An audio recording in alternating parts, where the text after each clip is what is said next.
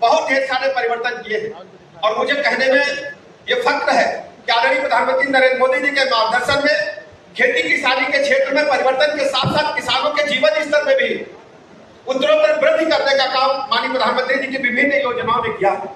खेती को कैसे हम आधुनिक बनाए, आधुनिक के साथ साथ हम जीरो बजट और जो रासायनिक खादों के बगैर उपयोग के हम खेती को कर पाए, उस पर आप सब आज मुझे उम्मीद है परिचर्चा करेंगे।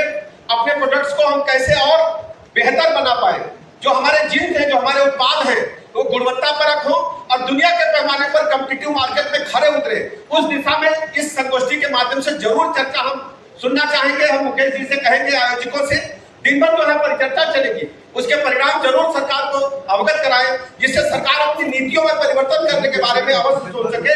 किसानों को मुख्य धारा में लाने के लिए हमें बड़ी मार्केट देना पड़ेगा।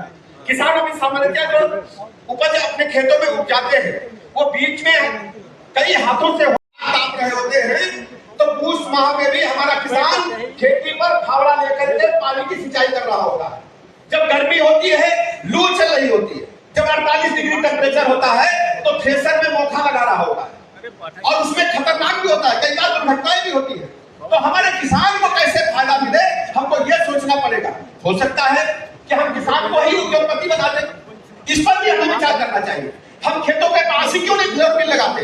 फ्लोर मिल चलने का सबसे बड़ा कारण गेहूं के भंडारण है। जिसके पास भंडारण क्षमता अधिक होगी, वही फ्लोर मिल अच्छा चलेगा। तो मुझे लगता है कि खेती किसानी जहां हमारे खलियान है, क्या हम वहां पर भंडार गृह बना सकते हैं?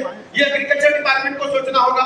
उद्योग जगत से जुड़े हमारे जो साथी हैं, खासकर जो Indo American chamber of commerce है, आप इस व्यवस्था को आगे लागू कर सकते हैं। जो हमारे प्रोडक्ट है, उनके बाई प्रोडक्ट है, उसका फायदा सीधे किसान को मिले। जैसे दाल और तिलहन है, तिलहन की खेती हमारे बैल कोल्हू उद्योग के बड़े जो खाद्य तेल है, उसका एडिबल ऑयल का बड़ा उपयोग होता है। लेकिन एडिबल ऑयल की क्या हालत है, दिन प्रतिदिन दाम बढ़ रहे हैं, तो उनको दाम को नियंत्रित करके उससे किसान को फायदा कैसे मिले, उस दिशा में भी हमें सोचना पड़ेगा। ऐसे ही धान है, चावल का, उसे सीधा मूल्य मिले। अन्य जो हमारी सब्जियां हैं, हम कैश क्रॉप में गन्ने के साथ साथ सब्जियों को आगे बढ़ा सकते हैं, जिससे किसान को वास्तव में फायदा पहुंचेगा। और ऐसी संगठनों के माध्यम से हम आधुनिक खेती की तरफ बढ़ेंगे, जीरो बजट खेती की तरफ बढ़ेंगे और गैर रासायनिक खेती की तरफ आगे बढ़े। यह मैं उम्मीद करता हूं।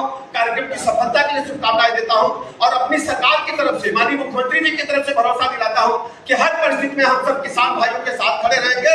आदरणीय प्रधानमंत्री नरेंद्र मोदी जी के मार्गदर्शन में किसानों के जीवन स्तर को ऊपर बढ़ाने में हमारी सरकार लगातार काम कर रही है। बहुत बहुत धन्यवाद। धन्यवाद सर, आपने हमारा मार्गदर्शन किया और हमने मुकेश जी और खंडेत